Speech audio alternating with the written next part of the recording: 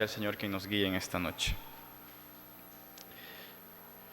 Señor bendito, Dios todopoderoso, tú eres santo, Señor, y tú reinas por sobre todo. Padre, tú nos has traído en esta noche y eres tú quien está obrando, Señor, a nuestro alrededor. Gracias por estar obrando en cada vida, en cada corazón. Gracias, Padre Santo, porque se puede predicar tu palabra. Y gracias, Padre Santo, porque tú estás aquí en medio de nosotros. Rogamos, oh Señor, que sea tu Espíritu Santo abriendo nuestro entendimiento y que seas tú guiándonos, Señor, a lo que enseña tu Escritura, a lo que enseña la palabra, y que seas tú, Señor, llevándonos, Padre Santo, a la convicción, Señor, a la convicción de arrepentimiento, Padre, y a buscarte a ti, al único Dios verdadero. Te lo rogamos, oh Señor, y pedimos que nos guíes de principio a fin esta noche, en el bendito y santo nombre de Cristo Jesús. Amén. Ha sido una semana en la cual hemos estado aprendiendo muchas cosas acerca de la palabra del Señor, acerca de la Biblia. El primer día estuvimos viendo acerca de las evidencias de cómo es que la palabra de Dios es verdad. Habíamos estado viendo acerca de la creación, vimos distintos temas, vimos acerca del huerto de Edén, vimos acerca de Noé. El segundo día también estuvimos compartiendo acerca de cómo es que Dios levanta a un testigo al pueblo de Israel y a través del pueblo de Israel el Señor muestra que realmente está vivo. El día de ayer se estuvo viendo acerca de las profecías y se ve cómo es que el Señor realmente volverá pronto. Realmente la Biblia es verdad. Como hemos estado viendo durante esta semana, la Biblia es verdad, la Biblia es palabra de Dios. Dios está vivo y estamos delante de un Dios vivo. Y hoy tenemos un tema que es muy importante en la Biblia. Tenemos un tema que debemos tomar a consideración y es algo con lo cual tenemos que estar claros y debemos tenerlo presente para entender lo que el Señor quiere decirnos en su palabra.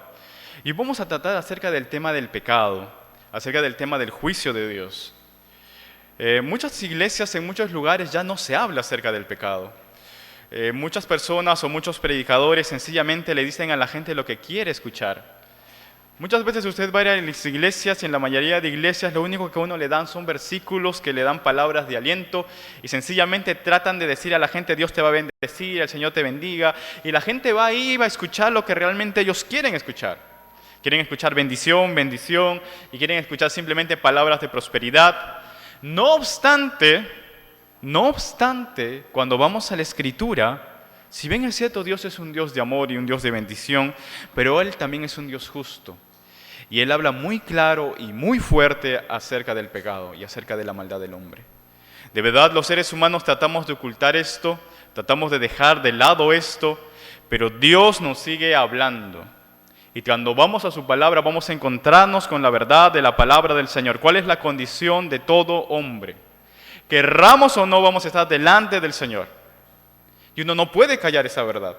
Uno tiene que entender qué es lo que el Señor nos dice. Y hoy vamos a ver cuál es la condición de nosotros como seres humanos, la condición del hombre. Y esto es quizás como hacer el trabajo de un médico, ¿no? Como les decía, usted cuando va en la mayoría de iglesias o en la mayoría de lugares, sencillamente uno le dicen lo que quiere escuchar, o sencillamente son como buenas fábulas para que usted viva bien y buenos consejos para que usted tenga una buena vida y sea una buena persona.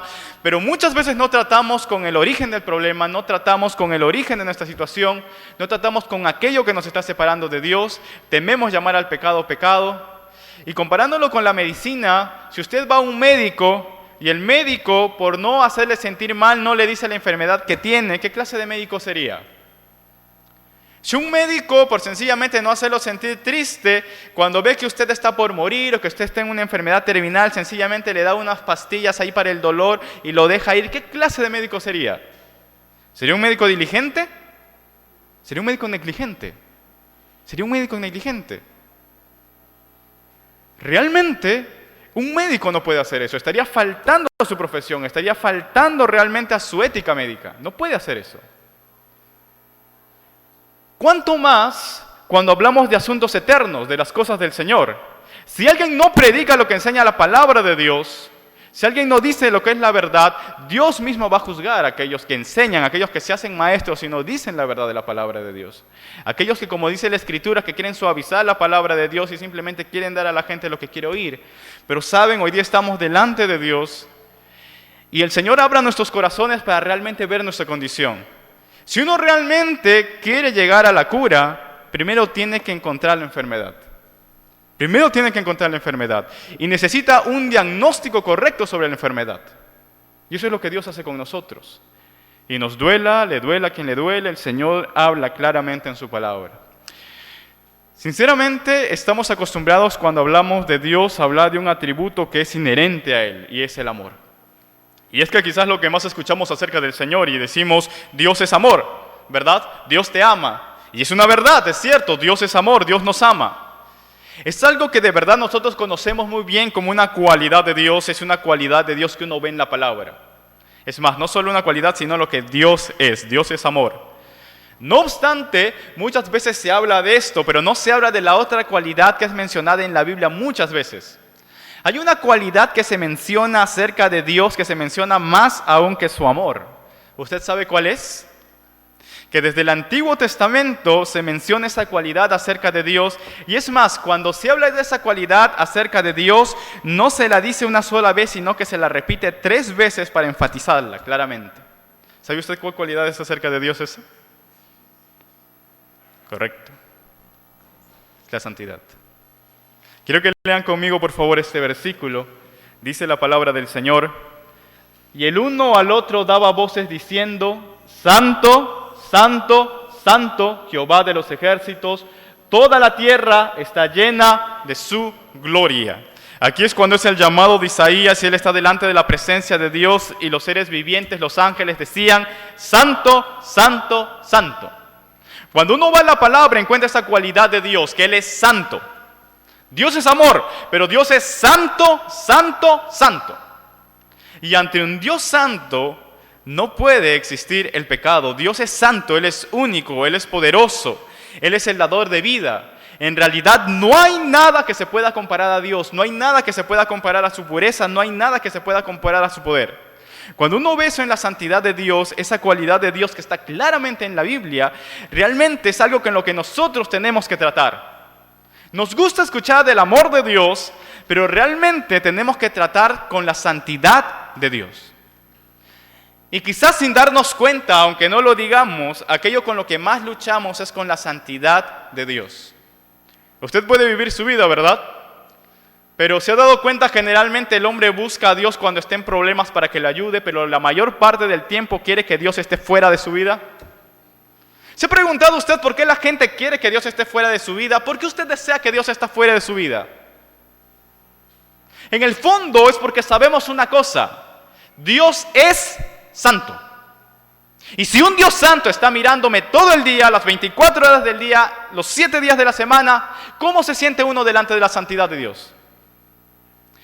Sabemos en nuestro corazón que hay un Dios santo. ¿Qué hacemos frente a ello? ¿Cuál es la condición del ser humano? ¿Cómo nos encontramos? ¿Cómo es que Dios nos creó? En el principio Dios creó al hombre, Adán y Eva. Eso lo vimos el primer día del seminario. Y cuando Dios crea al hombre, Dios lo crea al hombre conforme a su imagen, conforme a su semejanza. Y dice la Biblia que todo lo que Dios hizo era bueno. Todo lo que Dios hizo en un principio, cuando vamos al huerto del Edén, todo era bueno. Y todo era bueno en gran manera. Dios solamente le dijo al hombre que hiciera una cosa, había una cosa que no podía hacer, y lo único que no podía hacer era, no podía comer del árbol del conocimiento, del bien y del mal. ¿Recuerdan eso? Lo vimos en el libro de Génesis, el día 1. Pero ¿qué fue lo que hizo el hombre con el mandamiento que le dio Dios? El hombre vio ese árbol, y cuando llegó a ese árbol, ¿qué fue lo que hizo el hombre? Tomó del árbol, tomó del fruto. Dice la Biblia que la mujer tomó del fruto y se lo dio a su marido. Dios le había dicho que no lo hagan porque si no iba a morir. Era una orden que Dios había dado. Y cuando ustedes se ponen a pensar, ¿la orden era fácil o era difícil? ¿Era fácil o era difícil? Era fácil, ¿no? Y como ese pastor de Ecuador, muy fácil, ¿no? Es verdad, es una orden muy fácil. Porque no es que Dios les había dicho, mira, no pueden comer de ningún árbol, sino Dios les dijo, de todo árbol del huerto pueden comer, de todo, solo uno no. Porque el día que de él comieran ciertamente morirán. Y eso lo vimos en el día 1, ¿no? Cómo es que el hombre toma la decisión de comer del fruto, la mujer toma el fruto, le entrega a su marido, es engañada por Satanás. Y vemos cómo es que el hombre decide apartarse de Dios, ¿no? Cuando uno va al Génesis, cuando va a Génesis 3, Génesis 2, Génesis 3, y cuando ve estos versículos, uno ve cómo es que Satanás engaña a la mujer y le dice, mira, no vas a morir, no va a pasar nada.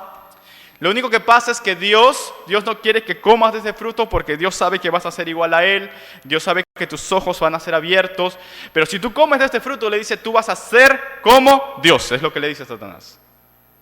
Y la mujer toma ese fruto. El hombre agarra, desobedece deliberadamente al Señor y decide ser su propio Dios. Satanás le dijo, seréis como Dios. Y desde ahí los hombres hemos rebelado contra Dios y hemos decidido ser nuestro propio Dios, tomar el mundo a nuestra manera.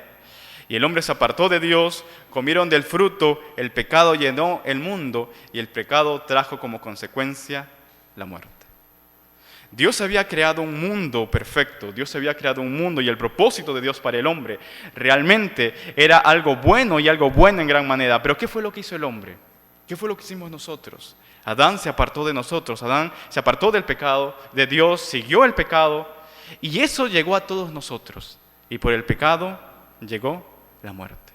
Nosotros decidimos tomar en cuenta, nosotros decidimos dejar de lado a Dios y nosotros decidimos escoger qué era bueno y qué era malo y dijimos a Dios, tú fuera de aquí, nosotros vamos a hacer lo que es nuestra voluntad, pero al final, ¿qué fue lo que pasó?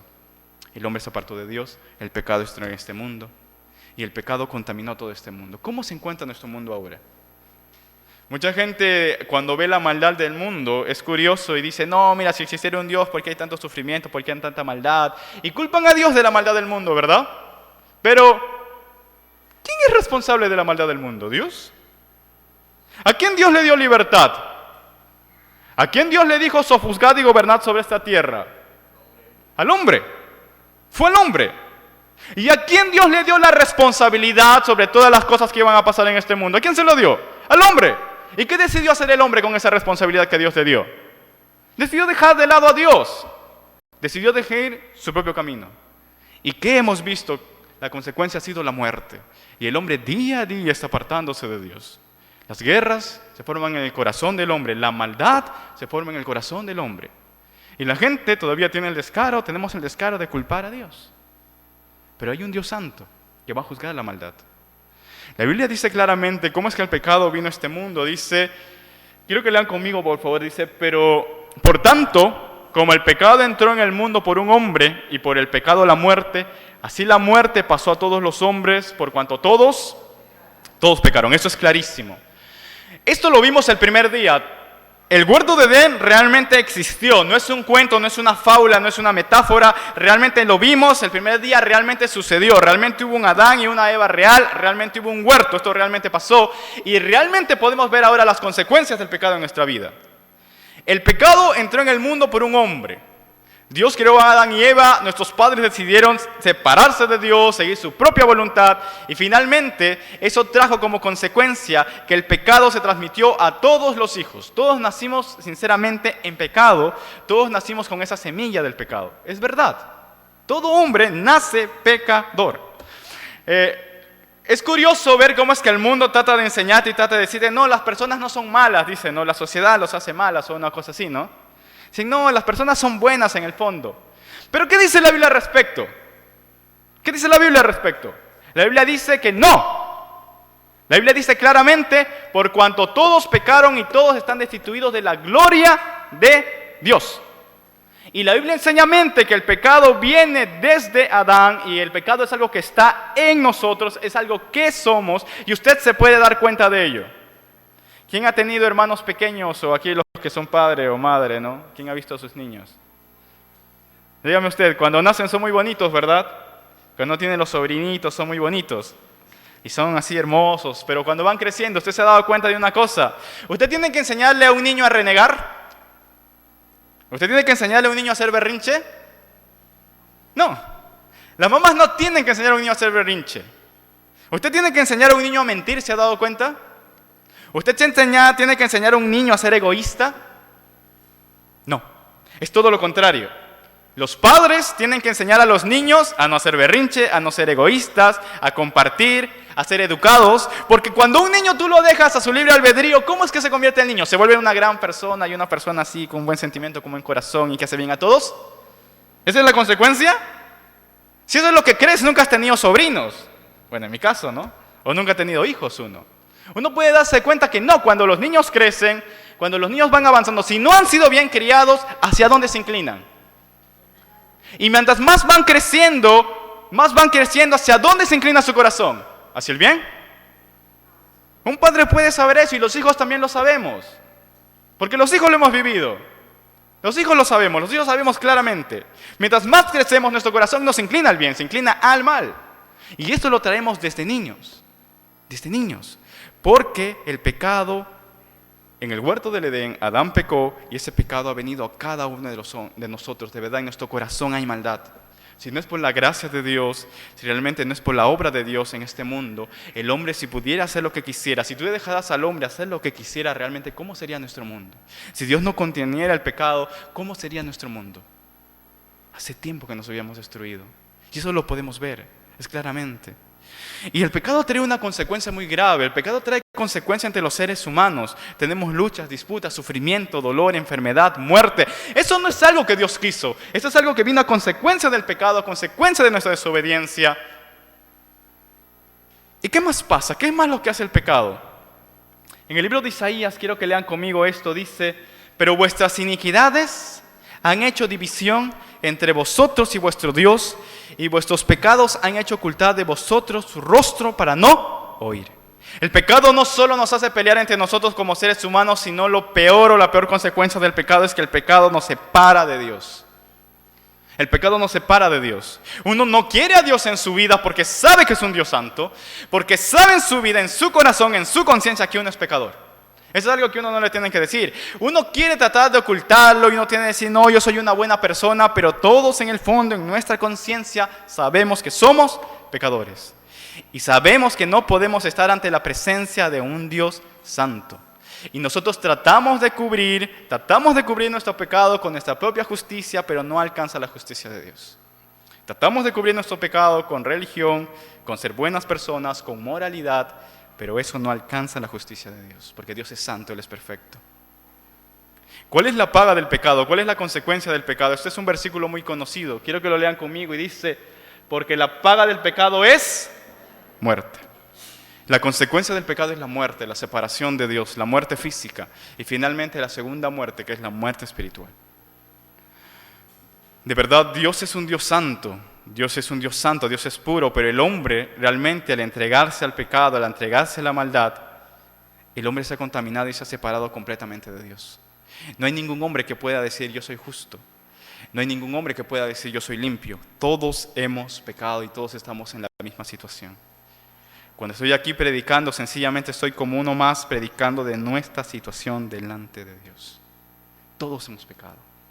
Y la gente vive afuera como si nada pasara, pero tenemos que encontrarnos con el problema. El pecado nos ha separado de Dios. Nos ha separado de Dios. Y hay una certeza muy grande. Hay quizás dos certezas básicas que tiene todo ser humano. Algo que no puede negar. Dos certezas básicas. La primera certeza básica que tiene todo ser humano es que va a morir. Todos vamos a morir. Es una certeza. Y si no habías pensado en eso, pues es una verdad. Todos vamos a morir.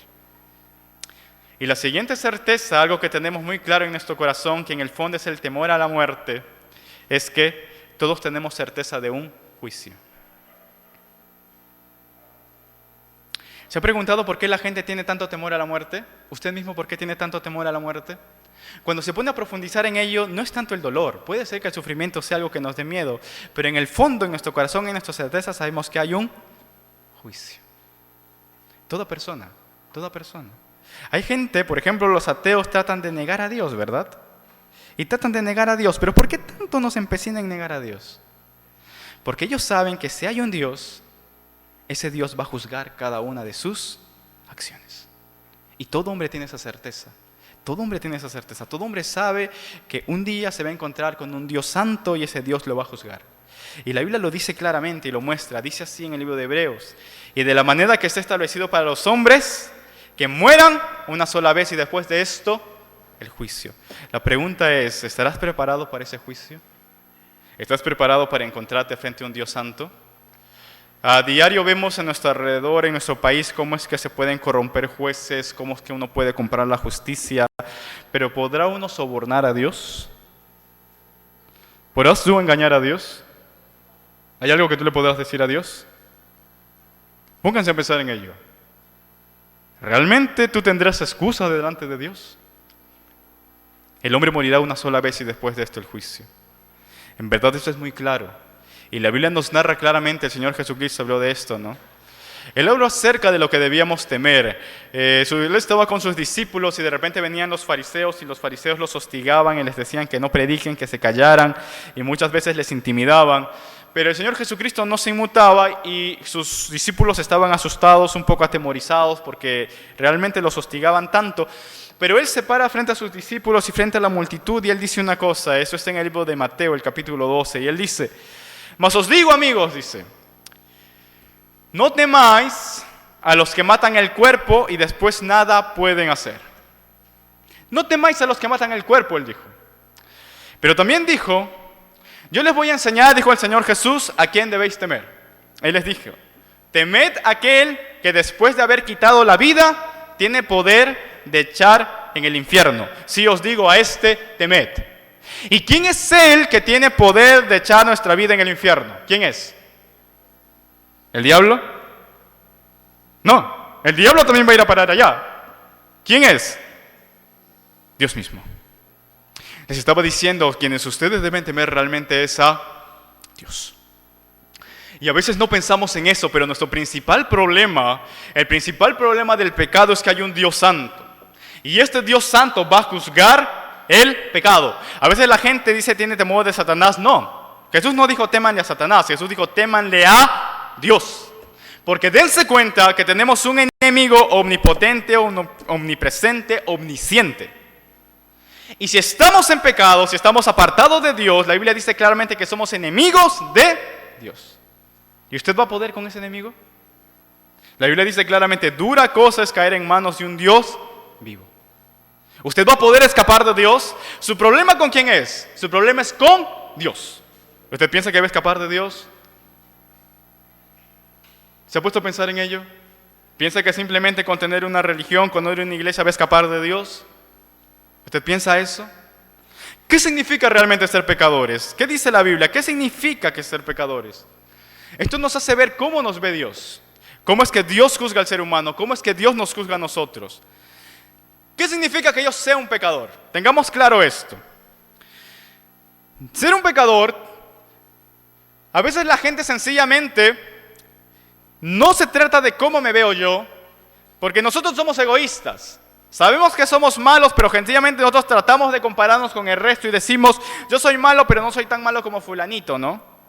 O yo soy, bueno, yo hago ciertas cosas, pero yo no hago mal a nadie, yo no soy malo como sutano.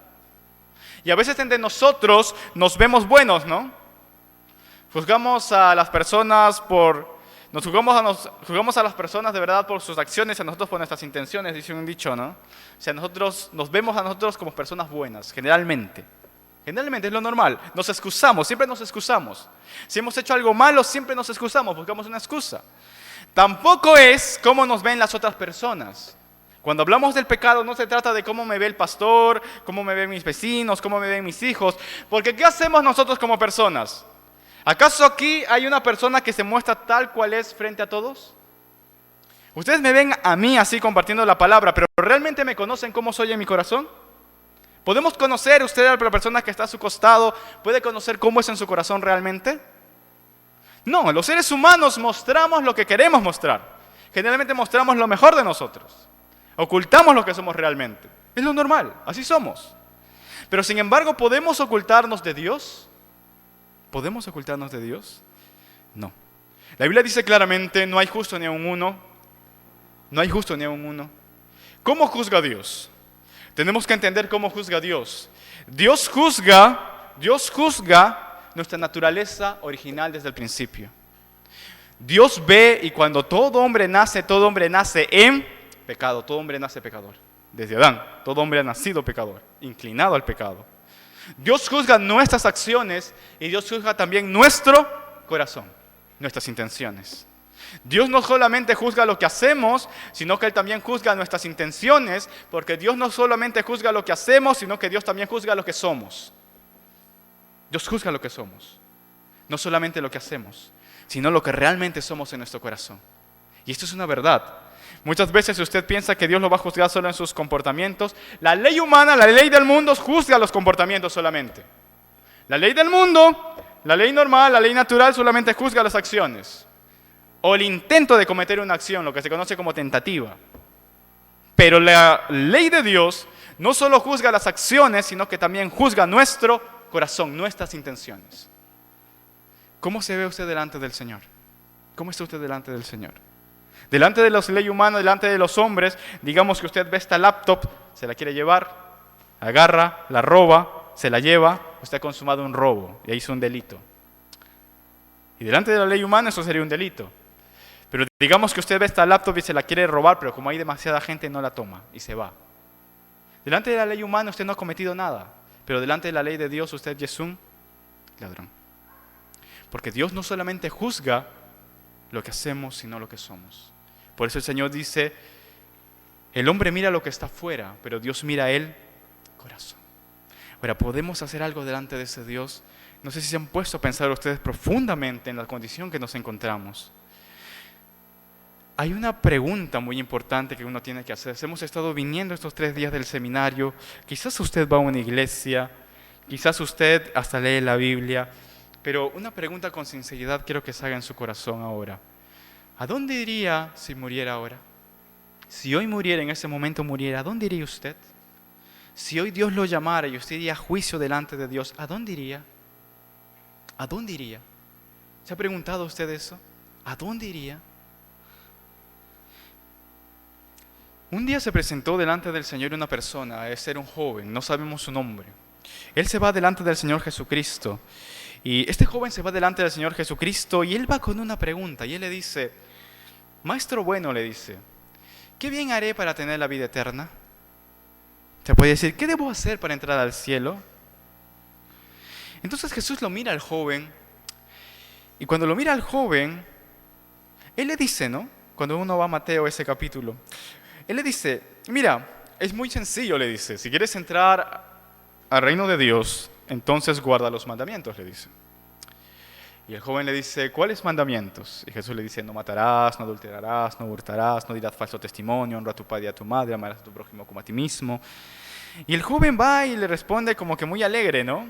Le dice, mira, Señor, todo esto he guardado desde mi juventud.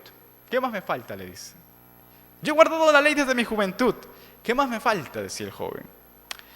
Entonces Jesús lo mira y le dice, hay algo más que te falta, joven, le dice. Vende todo lo que tienes y dalo a los pobres. Y luego ven y sígueme. ¿Qué creen que hizo el joven rico en ese momento? La Biblia nos narra en Mateo 19 que oyendo el joven esta palabra se fue triste porque tenía muchas posesiones. Dios le hizo una prueba al joven rico. Él decía, Señor, ¿qué debo hacer para entrar al reino de Dios? Y Jesús le dijo muy claramente, si tú quieres entrar al reino de Dios, tú tienes que cumplir la ley, los mandamientos. Muy claramente. Y este joven decía, yo he cumplido la ley de Dios, yo he cumplido la ley de Dios a cabalidad. Y el Señor les hace la sencilla pregunta de vende todo lo que tienes y dalo a los pobres y sígueme. Y este joven se va y no le sigue al Señor Jesús. ¿Realmente habría cumplido la ley este joven? Muchos somos como este joven. En ocasiones venimos delante del Señor y pensamos que somos personas buenas. Pensamos porque vamos a la iglesia, pensamos que guardamos la ley de Dios y pensamos realmente que somos justos. Pero vamos a hacer un autoexamen. La pregunta que le hizo el Señor Jesús, o lo que le dijo el Señor Jesús a este joven, también es algo que el Señor nos dice a nosotros.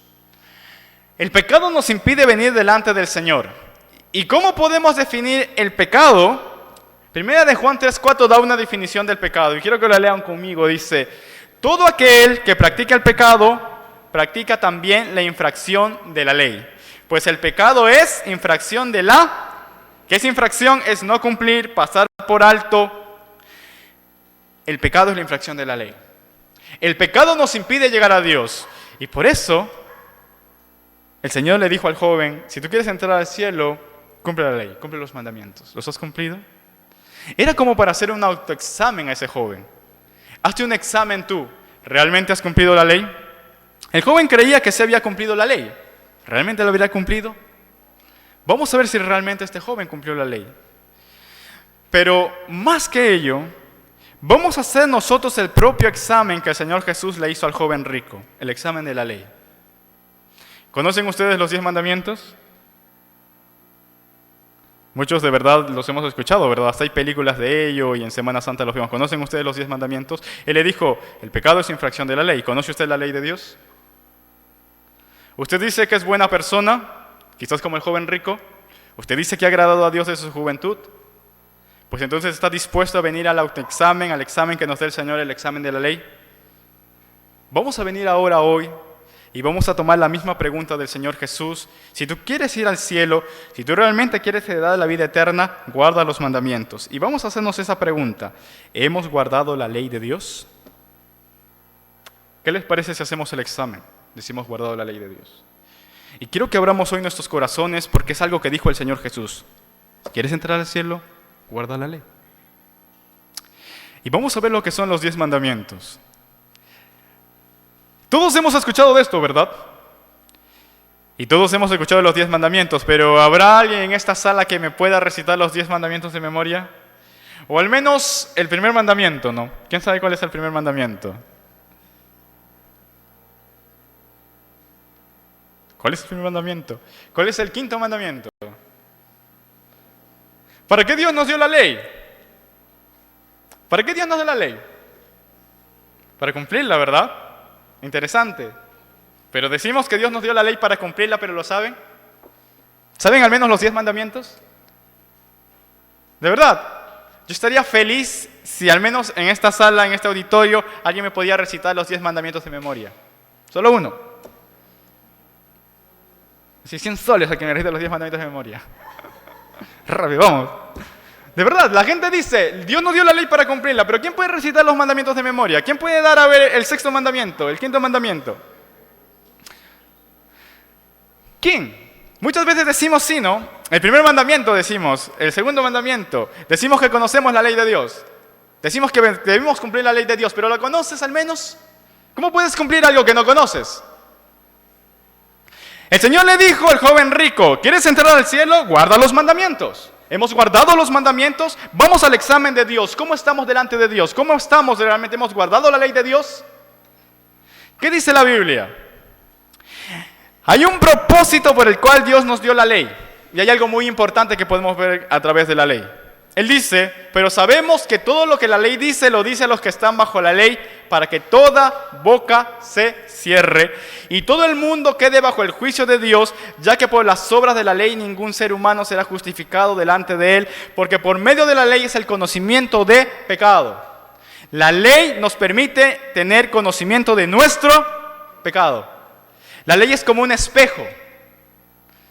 De verdad, aquí ven a dos hombres, no juzgándose. Dos hombres están sucios, pero uno le dice al otro, mira, tú eres un hombre sucio y estás muy sucio. Y el otro le dice, yo no soy el que es sucio, tú eres el que eres sucio. Y así somos nosotros, ¿no? Solemos ver al vecino y juzgamos al vecino. Y le decimos, tú estás mal, que tú eres una persona así, así, así.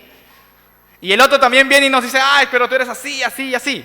Y solemos juzgar a ellos, ¿no? Y el uno y el otro se están juzgando. Pero ¿qué necesitan ellos para darse cuenta de su condición? De ambos. Hay algo muy sencillo. Ponerles un espejo. Si les ponemos un espejo, ambos se pueden dar cuenta que están sucios. La ley es nuestro espejo que nos hace notar nuestra condición delante de Dios. ¿Estamos preparados para venir al espejo de la ley? ¿Estamos preparados para venir a Dios? El Señor Jesús dijo, ¿quieres entrar al reino de los cielos al joven? Guarda los mandamientos. ¿Qué dice la palabra del Señor?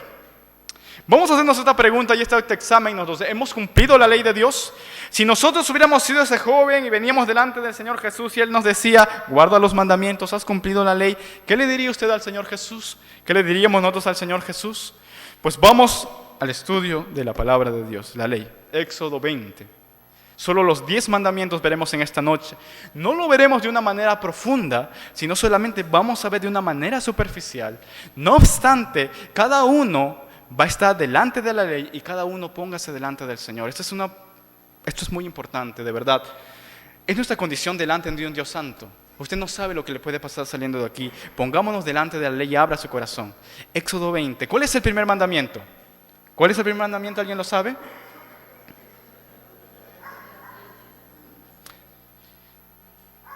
Es cierto que algunos dicen, amarás a Dios sobre todas las cosas, ¿verdad? Y es lo que nos han enseñado. Pero cuando vamos a Éxodo 20, en realidad el primer mandamiento es otro. Así que tiene una Biblia, puede cotejar en su Biblia Éxodo 20. Y Éxodo 23 nos da el primer mandamiento. ¿Cuál es el primer mandamiento?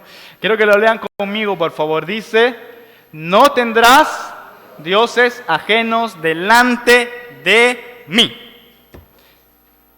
Dicen, amarás a Dios sobre todas las cosas. A veces eso nos han enseñado, nos han puesto ese mandamiento como el primero. Si bien es cierto, ese es el resumen de la ley, el más grande mandamiento como resumen de la ley, pero si vamos al decálogo, a los 10 mandamientos, el primer mandamiento no es amarás a Dios sobre todas las cosas. El primer mandamiento es claro y dice, no tendrás dioses ajenos delante de mí. Y ahora vamos a ver de qué trata este mandamiento. ¿Lo hemos cumplido? Vamos a ver. Vamos a hacernos algunas preguntas. ¿Acaso serán solamente los paganos los que se postran ante dioses falsos? Y otra pregunta más directa. ¿Cómo sabe que el Dios que adora es el verdadero Dios de la Biblia? ¿Cómo sabe? ¿Hay dioses que debe abandonar? Teniendo estas 3 preguntas en cuenta, vamos a analizar el primer mandamiento. El primer mandamiento trata de no podemos tener dioses aparte del único Dios verdadero. Solo hay un Dios y solo ese Dios debemos seguir. Pero la pregunta, ¿conoces a Dios? ¿Cómo sabes que realmente sigues al Dios verdadero? ¿Cómo sabes que sigues al Dios de la Biblia? Al Dios vivo. ¿Cómo sabes? Es una pregunta muy importante.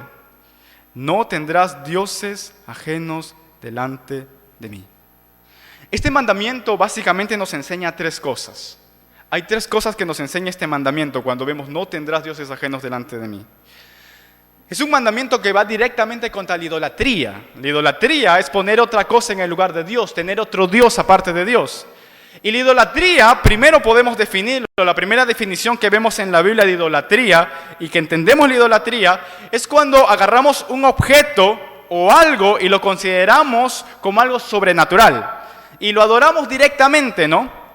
Podemos adorar eso directamente o quizás por medio de imágenes como si fuera Dios. Y encontramos esos dioses en las distintas religiones del mundo. Eso es lo más común. Por ejemplo, nosotros, nuestros antepasados, los incas, ¿qué adoraban ellos? Al sol, directamente. Adoraban también, ¿a quién más? Aquí en Lima había un santuario muy conocido, ¿no? A Pachacamac, ¿no? ¿Recuerdan? La gente lo adoraba, era solamente un palo, así que la gente lo adoraba. Hasta los mismos incas lo veneraban, ¿no? Un palo. La gente lo adoraba, a Pachacamac, ¿no? El dios de los temblores que le decían, ¿no? A Huiracocha. Usted ve que el hombre durante toda la historia se ha levantado ídolos, dioses. Romanos, por eso, capítulo 1, capítulo 2, dice que aunque conocieron a Dios, no adoraron a Dios, sino que adoraron las cosas creadas. Creyendo ser sabios, se hicieron necios. Y eso es muy común. Hay gente que está adorando otros dioses que no es el verdadero Dios. Dioses, imágenes, cosas que no pertenecen al verdadero Dios. Y Dios dice, no tendrás dioses ajenos delante de mí. No podemos tener dioses ajenos delante de Él. Y hay mucha gente que realmente adora imágenes, adora ídolos y lo adora o los venera diciendo que es Dios. Pero ¿qué dice Dios? No tendrás dioses ajenos delante de mí. El único que merece toda la gloria, el único que merece toda la honra y toda la adoración, ¿quién es?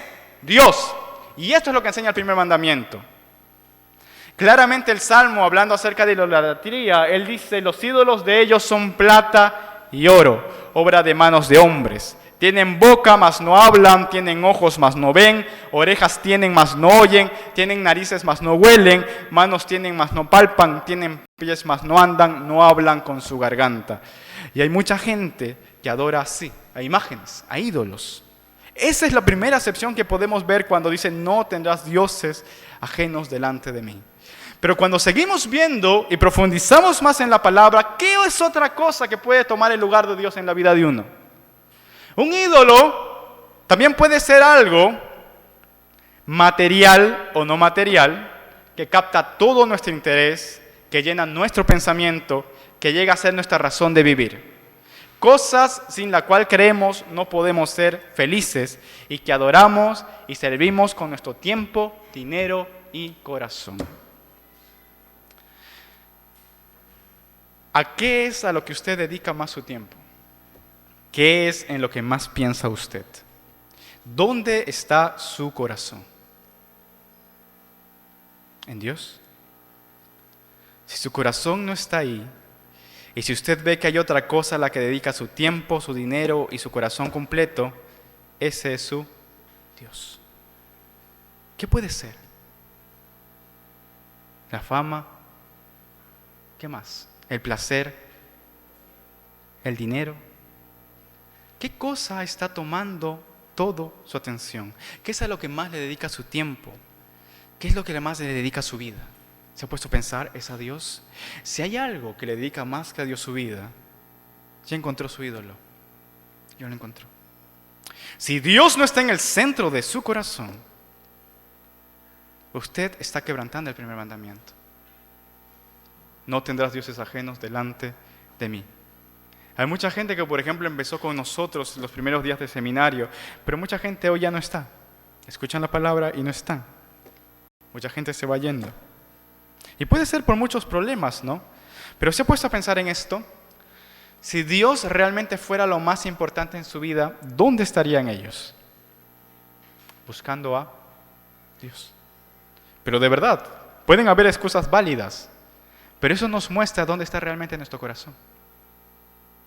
¿Dónde estamos? La Biblia dice claramente en el libro de Colosenses, dice: haced pues morir lo terrenal en vosotros, fornicación, impureza, pasiones desordenadas, malos deseos y avaricia, que es idolatría. Todas estas cosas son idolatría. La fornicación, el entregarse a los deseos desordenados, la impureza, nuestras pasiones, la avaricia. Esas cosas pueden tomar el lugar de Dios y pueden controlar nuestra vida. Usted se da cuenta que tiene un ídolo, aquello que controla más su vida. Aún cosas buenas pueden convertirse en ídolos. Muchas veces ponemos a nuestra familia o a nuestros hijos antes que a Dios. No quiere decir que no debemos amarlos, no debemos amar a nuestra familia, pero cuando uno pone por encima de Dios ello, se convierte en un ídolo. Y algo bueno, algo hermoso que Dios nos dio, al final se convierte en un ídolo y hasta nos puede destruir a nosotros mismos. Es verdad. Veíamos al joven rico, ¿verdad? ¿Qué le dijo Jesús? Jesús le dijo: mira, sí, qué bueno, tú dices haber cumplido la ley. Sí, hay una cosa que te falta, le dijo: vende todo lo que tienes y dalo a los pobres. El joven rico se fue triste. Ahora quiero hacerles una pregunta: ¿el joven rico realmente había cumplido la ley? ¿Qué le dijo Jesús? Vende todo lo que tienes, dalo a los pobres y sígueme. El joven rico siguió a Jesús. Se fue triste. ¿Por qué se fue triste y por qué no siguió a Jesús?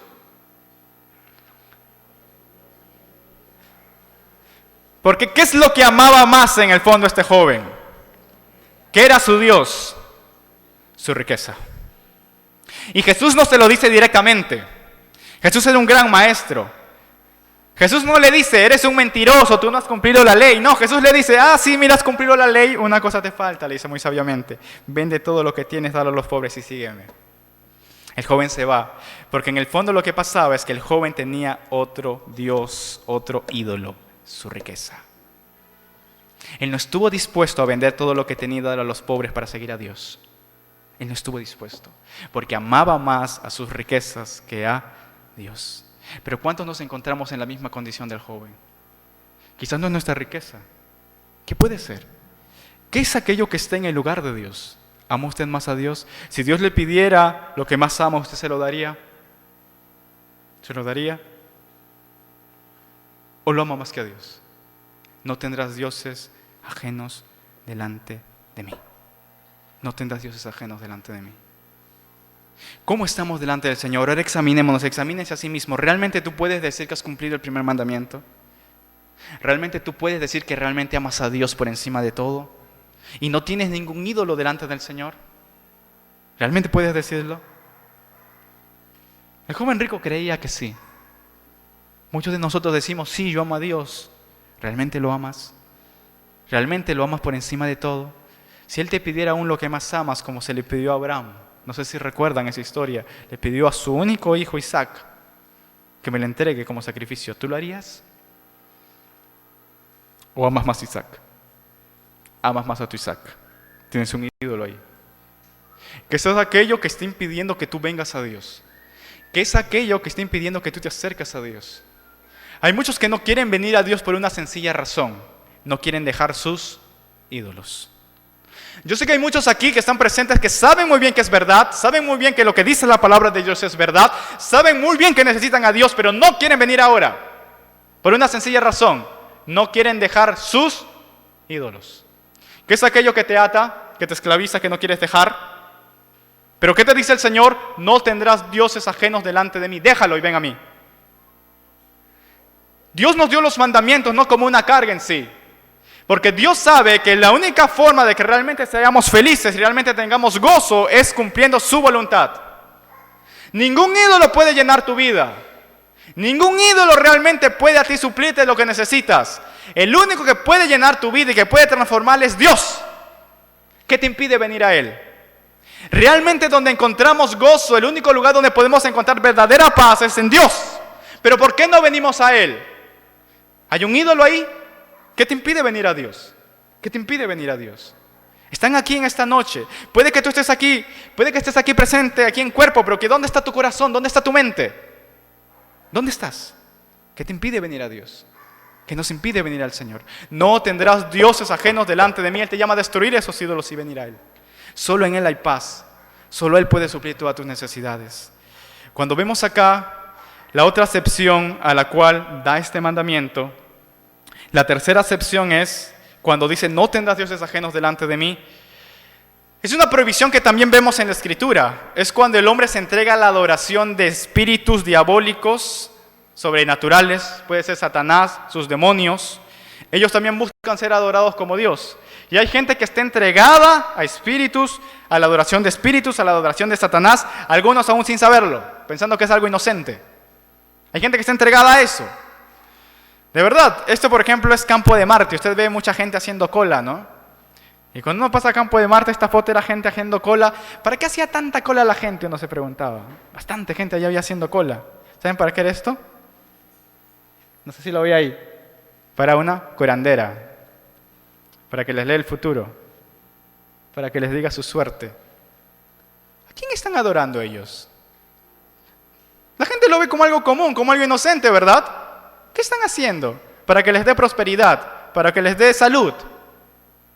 ¿Qué están haciendo? ¿A quién están acudiendo? ¿A Dios? Esta gente está acudiendo a los demonios, abiertamente. Y algunos ni de cuenta se dan, ¿no? Y hasta ponen ahí una imagen religiosa, ¿no? Como si fuera algo bueno. Está mezclado ahí las imágenes, la adoración a Satanás, todo lo mismo. ¿Qué dice la Biblia al respecto? ¿Qué pues digo? Dice en 1 Corintios el apóstol Pablo. ¿Que el ídolo es algo, que sea algo lo que se sacrifica a los ídolos? Él dice, antes digo que lo que los gentiles sacrifican a los demonios lo sacrifican y no a Dios. Ellos piensan que se acercan a Dios delante de los ídolos, no con los curanderos. ¿Y qué dice la palabra? No quiero que vosotros os hagáis partícipes de los demonios. Hay gente que está entregando su vida a Satanás abiertamente y hasta pagan por ello. Abiertamente. Las cosas como son. Pero ¿qué dice el Señor? No tendrás dioses ajenos delante de mí. Y lo dice claramente. No tendrás dioses ajenos delante de mí. Podemos resumir este mandamiento, lo que es la idolatría, que un ídolo es todo aquello que sustituye al verdadero Dios y a lo que servimos y adoramos con la esperanza de que puede satisfacer, ayudar, sanar, dar fuerza, refugio, solución a nuestros problemas. Eso es un ídolo. ¿Y qué dice Dios? No tendrás dioses ajenos delante de mí. ¿Has cumplido el primer mandamiento? ¿Realmente lo has cumplido? Si Dios te juzgara hoy y vinieras delante de Él, tú podrías decir, nunca he tenido un Dios ajeno delante de ti. ¿Cómo estamos delante del ¿Adoras al único Dios verdadero? ¿Lo has estado haciendo? O sin darte cuenta quizás, o dándote cuenta, tú has estado siguiendo ídolos toda tu vida. Y un día te encontrarías con el verdadero Dios y Él te diría, apartaos de mí, nunca os conocí. ¿Qué podemos ver aquí en la palabra? La palabra dice claramente en Mateo, ¿cómo debemos servir a Dios? Él dice, amarás al Señor tu Dios con todo tu corazón, con toda tu alma y con toda tu mente. Este es el primero y grande. Y esto es importante notar. Mucha gente dice, bueno, voy un rato a la iglesia, le doy tiempo, lugar a Dios, como que si viniendo a Dios o viniendo a la iglesia le está haciendo un favor a Dios. ¿Le estás haciendo un favor a Dios? ¿Qué Dios necesita de ti? Dios no necesita nada de ti. Tú eres el que necesita una solución de tu relación con Dios. Pero la gente piensa, no, le voy a dar tiempo a Dios. ¿Qué tontería más grande? Quien te ha dado el tiempo y la vida es Dios mismo. Y Él un día te va a demandar lo que has hecho con ese tiempo. ¿Cuál es el trabajo más importante de todo hombre? Es buscar a Dios, encontrarse con Él. Y para eso Dios te mantiene vivo hasta ahora. Dios bien pudo haberte llevado, Dios bien pudo haberte juzgado cuando cometiste tu primer pecado. ¿Lo hizo? No. Él te mantiene vivo hasta ahora para que tú vengas a Él. Y tú piensas que el tiempo es tuyo. Tú piensas que lo que tienes es tuyo. ¿Quién te lo ha dado? ¿Quién tiene el aire, la vida, cada latido de tu corazón? ¿Quién te lo ha dado? ¿Y quién te va a juzgar un día por todo ello? ¿Y tú dices que le vas a dar tiempo a Dios? Él dice claramente, amarás a Dios con todo tu corazón, con toda tu alma, con toda tu mente. Dios pide todo porque Él es dueño de todo. Algunos dicen, no, bueno, me meto con Dios un ratito, pero no me meto tanto, no soy un fanático, una cosa así. ¿Eso es cierto? O sea, ¿tú puedes darle a Dios algo a medias? Nosotros como seres humanos, si yo tengo algo mío, ¿me conformo con que alguien me dé algo a mí a medias? ¿Ustedes se conforman con que los amen a medias? ¿Con que los respeten a medias? Ustedes como seres humanos. ¿Y por qué quieren hacer eso con Dios? ¿Y por qué creen que van a salir bien librados si hacen eso con Dios? Cuando Él lo ha pedido todo y con todo derecho porque Él es dueño de todo. Lo entregamos, hemos cumplido el primer mandamiento. Pensemos en ello. Y el primer mandamiento está muy conectado con el segundo mandamiento. ¿Cuál es el segundo mandamiento que está en la Biblia? Vamos a Éxodo 24 y 5. Quiero que lo vean conmigo y dice, no te harás imagen ni ninguna semejanza de lo que está arriba en el cielo, ni abajo en la tierra, ni en las aguas debajo de la tierra. No te inclinarás a ellas ni las honrarás. El primer mandamiento trata claramente de que uno debe adorar al único Dios verdadero. Y el segundo mandamiento nos hace algunas preguntas que tenemos que tener en cuenta. ¿Alguna vez te has preocupado por la manera en que adoras a Dios? ¿Estás realmente adorando al único Dios verdadero? ¿Te has tomado la molestia de leer su palabra para saber cómo Él quiere ser adorado?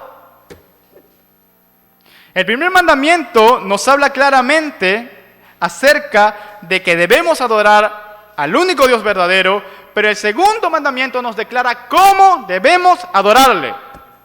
Dios en su palabra ha dejado claramente cómo Él quiere que lo adoremos y cómo Él quiere que lleguemos a Él. Y Él dice claramente, no te harás imagen. La palabra imagen es claramente utilizada en primera acepción como una escultura.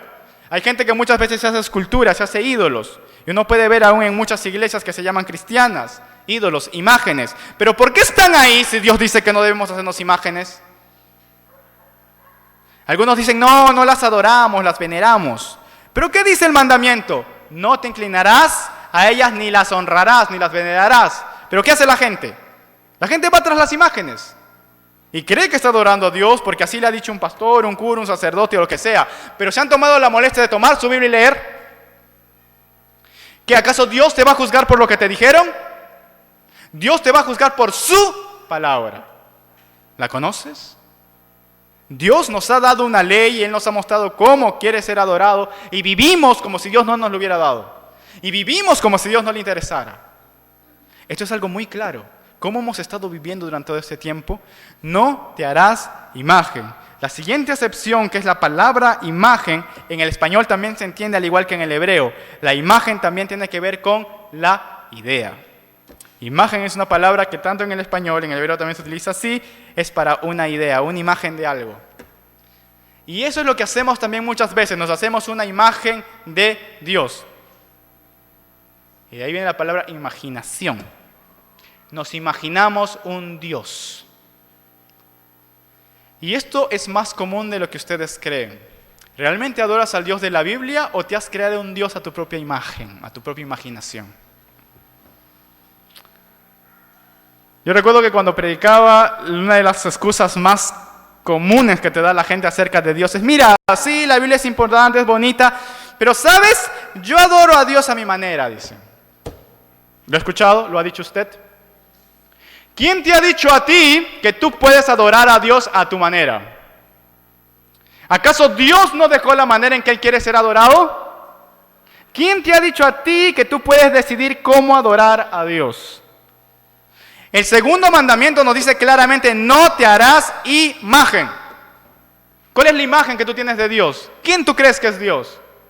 Como empezamos hoy día, al mundo solamente te muestran una imagen de Dios que es un Dios todo amor, un Dios todo bondad, que al final va a perdonar a todo mundo, un Dios que no hace nada, como un abuelito sentado allá en el cielo, ¿verdad? Y la gente tiene esa imagen de Dios.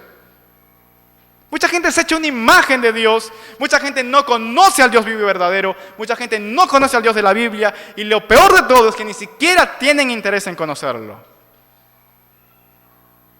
¿Usted se ha tomado el tiempo de conocer al Dios de la Biblia? Usted dice: no, yo voy a mi iglesia, se conforma con lo que le dice su pastor, con lo que le dice el sacerdote, con lo que le dice donde usted vaya, ¿se conforma con eso? ¿Acaso no tiene una Biblia usted? Dios nos va a juzgar y uno no va a decir: no, es que a mí me dijeron, Dios, que así era. Yo te di mi palabra. ¿La leíste? ¿Te tomaste el tiempo de conocerla? Muchas veces tenemos una imagen de Dios. Y esto es natural en el ser humano, porque de verdad, nosotros los seres humanos en realidad, cuando hacemos una imagen de Dios, no buscamos crear algo superior a Dios, porque sinceramente no se puede, sino que inventamos dioses más o menos agradables a nosotros. Nos inventamos dioses que estén a nuestro molde, que nos inventamos dioses que estén conforme a lo que queremos, y por eso de verdad usted puede irse al mundo y puede encontrar religiones para todo gusto. Usted va a la calle, de verdad, tiene religiones para todo gusto. Y como dice la Biblia, es verdad, tienen comezón de oír y van a oír lo que ellos desean. Y cualquiera puede pintarle un Dios a su talla. Pero la Biblia, ¿qué dice? No te harás imagen ni ninguna semejanza de lo que está arriba en el cielo. ¿Conoces a Dios realmente? ¿Conoces a Dios realmente? Nuestro deber es escoger lo que Dios pide en lugar de lo que nosotros queremos. Yo no puedo agarrar la palabra de Dios y moldear la palabra de Dios a lo que yo quiero, a lo que a mí me gusta. Yo debo agarrar mi vida y moldearlo a lo que la palabra de Dios enseña. Eso es lo que tenemos que hacer. Eso es lo que tenemos que hacer. No podemos agarrar la Biblia y tratar de moldearla o tratar de buscar un Dios como queremos. Tenemos que realmente someternos a lo que dice la palabra de Dios. Hemos visto eso en el seminario. Hemos empezado por eso viendo que Dios es real. Dios es un Dios que juzga. Dios es un Dios que actúa en la historia. Dios es un Dios real. No podemos escapar de Él. El segundo mandamiento nos dice: no te harás imagen. ¿Conoces a Dios verdaderamente? ¿Has cumplido este mandamiento? O hasta hoy quizás tienes una imagen de Dios y no te has tomado la molestia de buscar al Dios vivo y verdadero de la palabra de Dios. ¿Has cumplido este mandamiento? ¿Has cumplido este mandamiento? Ahora, quiero que noten este mandamiento claro, y este mandamiento nos dice básicamente 4 cosas acerca de Dios que quiero que tengamos muy en cuenta. El primero es que Jehová es nuestro Dios. Él es nuestro Dios. Yo soy Jehová tu Dios, dice la palabra. Yo soy Jehová tu Dios. La segunda cosa que dice es que Él es fuerte. Dios es un Dios fuerte. Dios no es un Dios débil. Dios no es un abuelito que está sentado allá arriba en el cielo llorando y por tristeza por las cosas que pasan. Dios es un Dios fuerte. ¿Qué más dice la Biblia que Él es? Él es celoso. ¿Qué significa que Dios sea celoso? Dios tiene celo de su creación. ¿Qué es el celo de Dios?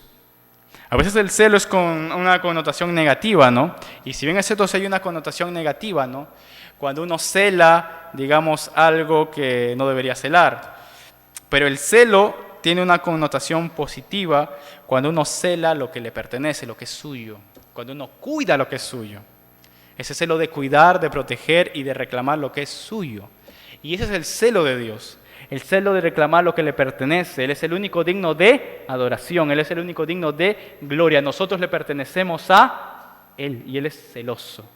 No podemos tener un Dios separado de Dios. No podemos tener un Dios ajeno. La Biblia lo dice claramente. Y hay otra cosa que quiero que vean que nos enseña también este mandamiento. Él dice que visito la maldad. visita o castiga la maldad. Dios castiga la maldad. Si bien es cierto, en nuestro mundo ahorita vemos maldad afuera, pero como vimos el día de ayer, Dios vendrá, el Señor Jesús vendrá por segunda vez para juzgar al mundo. Dios ahorita está permitiendo al hombre su libertad, hacer lo que haga, pero un día Él va a juzgar cada una de nuestras acciones. Podremos escapar de Dios. Dios castiga la maldad. Dios castiga la maldad. Y ese es el Dios que tenemos. La pregunta es, ¿realmente usted ha cumplido el segundo mandamiento? ¿Hemos cumplido el segundo mandamiento? ¿O nos hemos hecho imagen de Dios? ¿Conocemos a Dios verdaderamente? ¿Entendemos que Él es nuestro Dios fuerte, celoso y que castiga la maldad? ¿Lo entendemos? Y eso nos lleva al siguiente mandamiento. El siguiente mandamiento es, el tercero, no tomarás el nombre de Jehová tu Dios en vano, porque no dará por inocente Jehová al que tomare su nombre en vano. Vamos a ver, este mandamiento a veces no es muy hablado, pero ¿qué exige el tercer mandamiento? El tercer mandamiento dice claramente que debemos usar santa y reverentemente los nombres de Dios. Sus títulos, sus atributos, tanto su palabra también debe ser utilizada de una manera reverente. El nombre de Dios tiene que ser utilizado de una manera reverente, porque Él es santo. ¿Qué nos prohíbe este mandamiento? Nos prohíbe toda profanación o abuso de cualquier cosa por lo cual Dios se da a conocer. ¿Y cuál es la razón de este mandamiento? La razón es que evitemos tomar su nombre en vano, porque Dios no va a dar por inocente a quien tome su nombre en vano. Y esto es algo que tenemos que tomarlo en cuenta. El nombre de Dios en verdad es algo muy santo y es algo muy santo. No podemos nosotros dejar de tomar esto en cuenta. El nombre de Dios en hebreo se escribe así, son estas letras, la llaman el tetragramatón. En realidad este nombre, si uno lo ve en hebreo, no tiene una pronunciación como tal, porque estas 4 letras en realidad son consonantes. Si uno lo ve, es algo que le conocen como el tetragramatón, porque son 4 letras y son 4 consonantes. ¿Usted puede pronunciar eso? No, ¿verdad?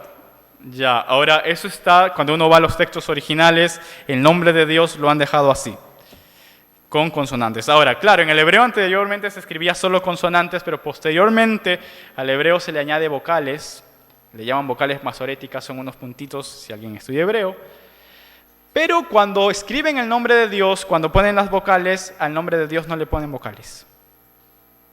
Porque los escribas, los que se dedicaban a escribir lo que era la ley, el nombre de Dios era tan santo que ellos no querían que nadie lo pronuncie de manera profana. Por eso no le pusieron vocales al nombre de Dios, para que nadie lo pronuncie. Y llamaban a Dios por otro nombre que usted va a ver en la Biblia, que es el nombre de Adonai, que significa literalmente el Señor. Y quizás es el nombre más conocido cuando uno ve la Escritura, no, el Señor. Claro que nosotros ponemos el nombre de Jehová que se ve en la Biblia, pero el nombre Jehová españolizado en realidad es un intento de tratar de pronunciar el nombre de Dios, las consonantes añadiéndole las vocales que están en la palabra Adonai, ¿no? Si usted le añade las vocales de la palabra Adonai al tetragramatón, ¿qué tiene? Yahová. Y en españolizado es Jehová. De ahí viene nuestro nombre Jehová. Pero no obstante, cuando uno va a los textos, realmente el nombre de Dios lo dejaron así, que nadie lo pueda pronunciar, porque para los escribas era santo. Y ellos veían como un gran honor, por ejemplo, escribir el nombre de Dios. Cuando los escribas que escribían la Biblia o que copiaban la Biblia escribían el nombre de Dios, ellos, por ejemplo, agarraban una pluma nueva para escribir el nombre de Dios, porque para ellos era muy santo. A ese nivel llegaban. Pero nosotros, ¿cómo tratamos el nombre de Dios? Cuando uno ve la palabra en vano y uno va al hebreo, en lo que originalmente se escribieron los mandamientos, la palabra hebrea que se utiliza para vano es shap. Así se pronuncia esa palabra. Y básicamente significa 2 cosas, shap. La primera que significa shap es literalmente es perversidad. Perversidad. Es como decir, no podemos decir el nombre de Dios con perversidad. Y shap también significa vanidad, para vanidad. Y por eso ahí traducimos nosotros en el español en vano. Esa palabra significa perversidad y vanidad. Si se toma el nombre de Dios o de cualquier persona de la Trinidad para usarlo vulgarmente con perversidad, se cae bajo la primera definición, ¿no? Si lo usamos profanamente, se cae bajo la definición de usar el nombre de Dios con perversidad. Y muchas veces la gente utiliza el nombre de Dios para maldecir. Es curioso, ¿no?, que en Occidente cuando maldecimos muchas veces decimos el nombre de Dios o el nombre de Jesús. ¿Se ha dado cuenta usted de eso? O toma el nombre de Dios usted a la ligera, oh Dios, por Dios, y lo dice así a la ligera, de una manera vana. Pero ¿se ha puesto a pensar lo que está diciendo? ¿Te ha puesto a pensar lo que está diciendo? ¿Qué dijo Dios? No tomarán mi nombre en vano. O cuando usted jura, no por Diosito, dice. ¿Ha escuchado eso? ¿Qué está haciendo usted? ¿Está tomando el nombre de Dios en vano? ¿Pero a usted alguna vez le ha interesado eso? Mucha gente lo hace con normalidad, pero no se da cuenta que está tomando el nombre de Dios en vano, de una manera perversa. De verdad, nosotros utilizamos hasta el nombre de Dios, el nombre de Jesús para maldecir. Muchas veces lo juntamos con lisuras, con malas palabras. Es muy común escucharlo. Usted vaya a la calle. ¿Cómo la gente mete el nombre de Dios para decir lo que quiera? O toma el nombre de Dios a la ligera.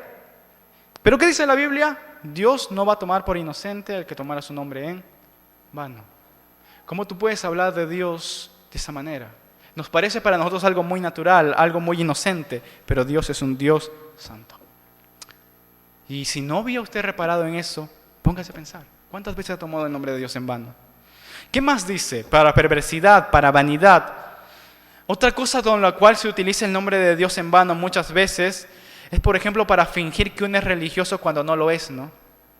Para fines vanidosos o para fines religiosos, uno utiliza el nombre de Dios, se habla el nombre de Dios para fingir que realmente uno es religioso. Y eso, por ejemplo, es algo que le criticó mucho Jesús a los fariseos, ¿no? Y los llamó hipócritas. Utilizas el nombre de Dios, ¿no?, en vano, como si realmente lo adoraras, como si realmente lo sirvieras. O mucha gente utiliza el nombre de Dios en vano también. Esto es muy común. Hay gente que utiliza el nombre de Dios para valerse de eso, para engañar a las personas, para sacar provecho.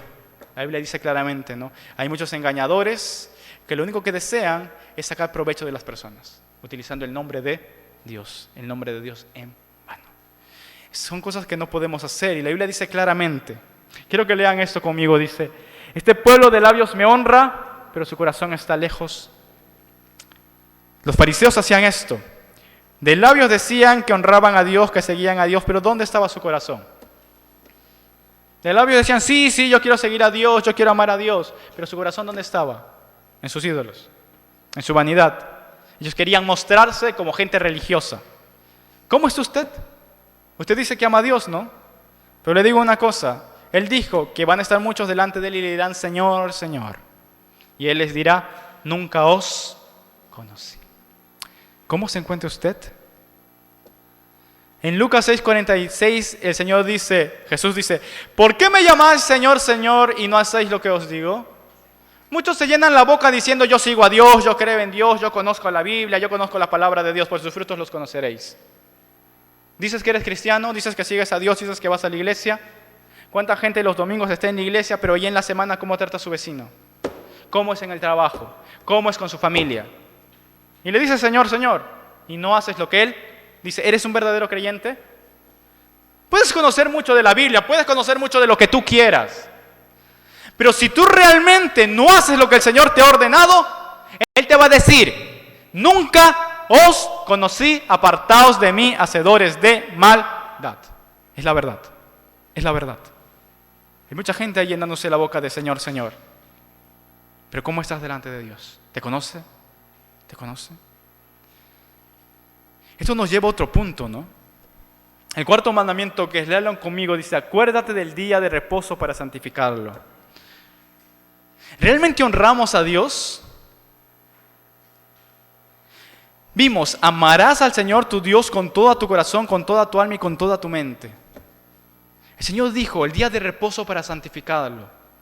Dios nos ha dado el tiempo, nos ha dado la vida y Él ha separado un día para que nosotros lo santifiquemos y Él nos ha dado el tiempo para que lo busquemos a Él. Pero la pregunta es, ¿tú cuánto tiempo le dedicas a Dios? ¿Estás dispuesto a servir a Dios? ¿Estás dispuesto a venir a Él? Muchas veces la gente viene a la iglesia, ¿no? Un domingo en la iglesia o cuando se predica la palabra, muchas veces la gente en vez de querer venir a la palabra, prefiere quedarse porque está cansado del trabajo, prefiere ver algo en la televisión, prefiere quedarse haciendo sus asuntos. Pero ¿qué tiempo le das a Dios? Que al fin y al cabo, como vimos, es su tiempo. ¿Realmente tú le has entregado eso al Señor? ¿Podrás decir que has guardado el cuarto mandamiento? Lo cual nos lleva al quinto mandamiento, y quiero que lo lean conmigo. Dice: honra a tu padre y a tu madre para que tus días se alarguen en la tierra que Jehová tu Dios te da. Este es un mandamiento que Dios ha puesto, y la pregunta es: ¿qué tan relevante es la relación con mis padres que Dios lo coloca entre los 10 mandamientos? ¿Qué tan importante es para Dios la relación que tenemos con nuestros padres? Aquí trata este mandamiento claramente de la relación de los padres con los hijos y de los hijos con los padres. Y es curioso porque cuando uno va también a la Biblia, uno ve que uno de los ministerios del Señor y uno de los ministerios también de Juan el Bautista y del profeta Elías para volver al pueblo a Dios es volver el corazón de los padres hacia los hijos y de los hijos hacia los padres. Para Dios esto es algo muy importante. A veces la gente pasa por alto eso, ¿no? Pero para Dios es muy importante la relación de los padres con los hijos y de los hijos con los padres, tanto que lo puso en su ley. Esto es muy importante para Dios. Aquí el mandamiento nos da la oportunidad y nos da la orden de honrar a nuestros padres. Y viendo solamente por honrar a nuestros padres, esto me hace recordar a una fábula antigua, ¿no? Un cuento de 1812, no sé si han leído las fábulas de los hermanos Grimm, son unos libros muy conocidos, ¿no? Han escrito varias historias que son conocidas como El patito feo y cosas así. Pero entre esas historias, ellos tienen una historia que no es muy conocida, pero es una historia que se llama El abuelito y los nietos, ¿no? Y la historia va más o menos así, ¿no? Cuenta de un abuelito, un anciano que vivía, bueno, con sus hijos, ya estaba muy anciano, tanto que ya no podía sostenerse en sus piernas y ya no tenía dientes, así que se le hacía muy difícil comer y ya casi no escuchaba, estaba un poco ciego. Así que estaba con sus hijos y siempre cuando comía este viejito, cuenta este cuento, siempre cuando comía este viejito, pues como no podía comer bien, no tenía fuerza, pues regaba así la comida en el mantel y a veces no podía masticar bien la comida y todo se le desparramaba. Así que cuando su hijo y bueno, su nuera, bueno, la esposa de su hijo lo veían, empezaban a sentir asco, ¿no? Por este viejo, ¿no? Así que lo mandaron a comer ahí por una caldera, ¿no? Al costado de la cocina, al fondo, a la vuelta, ahí que coma, ¿no? Así que comía y el viejito dice que comía así llorando, miraba cómo comían los demás, ¿no? Un día dice al viejito, como no podía sostener bien, que cuando le dieron su comida, se le cae su comida y rompe su plato, ¿no? Así que rompe su plato y lo empiezan a gritar al viejito y el viejito no pudo hacer más que simplemente llorar, ¿no? Porque era impotente. Así que le compraron su plato de madera. Y ahí cuando estaba el viejito comiendo con su plato de madera, ahora comía, pero como el plato era de madera hacía demasiado ruido, así que sus hijos se cansaron. Y lo mandaron a comer al lado del gallinero y le hicieron así un comedor tipo para los animales para que ahí coma. Y ahí comía, ¿no? Así que un día estaba ahí el padre, el hijo de este abuelo, ¿no? De este anciano caminando y ve a sus hijos, a los nietos del abuelito construyendo, jugando con la madera, ¿no? Y tomando sus herramientas. Así que va y les grita y les dice: niños, ¿por qué están cogiendo mis herramientas, no? ¿Por qué están cogiendo mis cosas? ¿Qué están haciendo con esa madera? Y los hijitos le dicen: ah, papito, es que lo que pasa es que te estamos haciendo un comedero para cuando tú seas viejito, ¿no? Para que te demos de comer. Esta historia de estos hermanos nos hace pensar un poco también cómo es la vida, ¿no? Muchas veces nosotros no nos damos cuenta de que un día somos jóvenes, pero después somos viejos. Y la Biblia nos manda a honrar a nuestros padres, aquellos que se han esforzado, aquellos que nos han cuidado, aquellos que realmente nos han ayudado en esta vida. ¿Qué sería de los hijos sin los padres? ¿Usted se ha puesto a pensar en ello? ¿Qué sería de nosotros sin nuestros padres?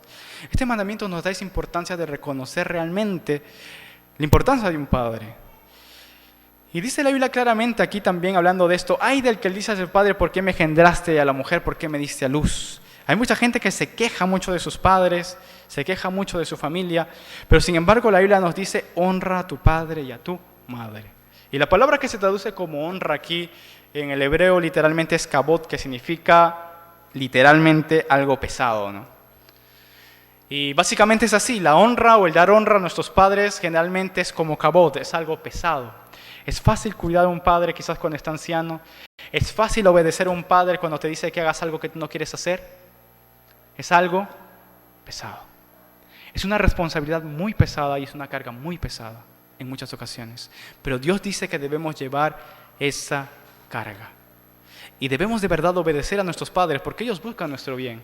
¿Qué dice la Biblia en Proverbios? Oye a tu padre, aquel que te engendró, y cuando tu madre envejeciere no la menosprecies.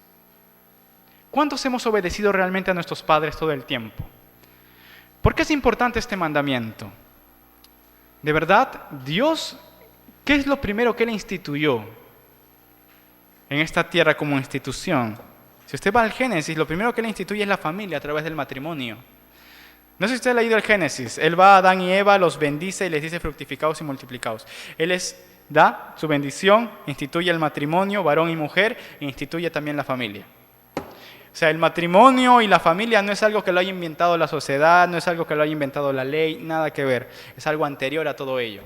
Es algo que está desde el Génesis mismo que Dios instituyó. Dios creó a la familia como tal, ¿no?